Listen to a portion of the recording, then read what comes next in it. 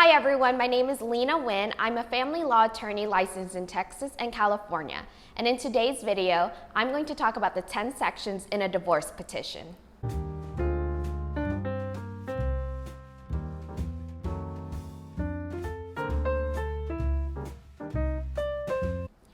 A petition is also known as a complaint in some states, and it's a legal document that is written by one spouse, also known as the petitioner, and it's filed with the court and it begins the divorce process.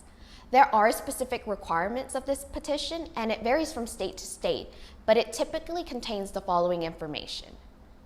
Number one, the identification of the spouses. So this section will include your name, your spouse's name, and other identity information like the last 3 digits of your social security number, last 3 digits of your spouse's social security number, driver's license number, etc. The second section is the discovery level, and some states require you to choose a discovery level. So discovery is a phase in the divorce process that is essentially designed to gather information. Each spouse will obtain evidence from the other spouse through what's known as discovery methods. And these discovery methods are depositions, interrogatories, requests for production, requests for admissions, and requests for disclosures. These discovery levels actually organize the divorce proceedings, and it limits the discovery methods that can be used. And so this discovery level is actually usually determined by the total amount of assets involved. So the higher the net worth, the higher the amount of assets involved, the more in-depth discovery will be and the more expensive discovery will be. The third section is jurisdiction acknowledgement. So you must file your petition or complaint in the right court. That is, the court must have jurisdiction over your case. Jurisdiction is determined by your residency, and the requirements actually vary from state to state. For instance, in Texas, you can file for divorce in the county you live in as long as you have lived in Texas for at least 6 months and you have lived in the county for 90 days. You can also file for divorce in the county your spouse lives in as long as he or she fulfills the same requirement. That is 6 months in Texas, 90 days in the county. And there's also a similar law that applies in California, except there's a 3-month county residency requirement instead of the 90 days. Number 4, the date of marriage and separation. So you must state the date of your marriage and separation. And these dates are pertinent to your division of assets, debts, and liabilities.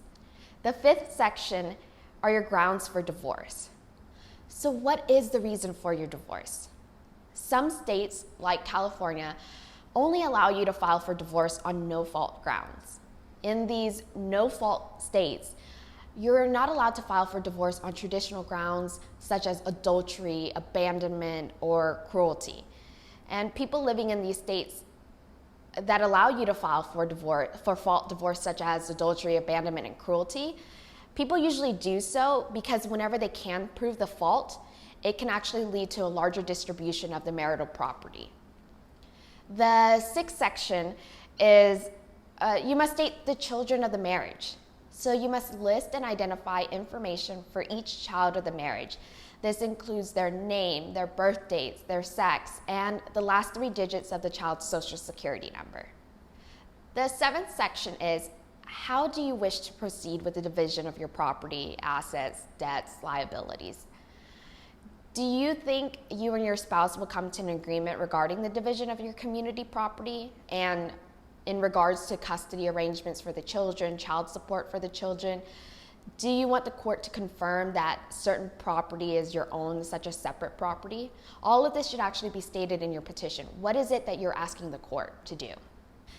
The 8th section are temporary orders. So some states actually allow you to request temporary orders in your petition. You can attach it to it. Divorces can take months or even years to be finalized, and many issues actually cannot wait that long. So temporary orders are made by the court to address family and financial issues while the divorce process is pending. Usually when these temporary orders are approved, they stay in effect until the divorce becomes final.